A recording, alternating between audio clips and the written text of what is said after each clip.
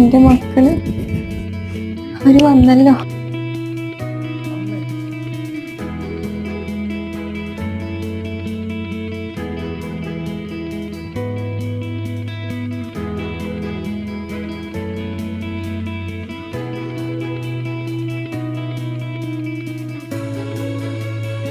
മോള് വാ.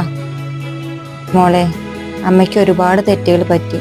എൻ്റെ മോളുടെ നിലയും വിലയൊക്കെ അമ്മ മനസ്സിലാക്കാൻ ഒരുപാട് വൈകിപ്പോയി. ഇനി എൻ്റെ മൂത്ത മരുമകളായി, അല്ല, എൻ്റെ മൂത്ത മകളായി കയറി വാ.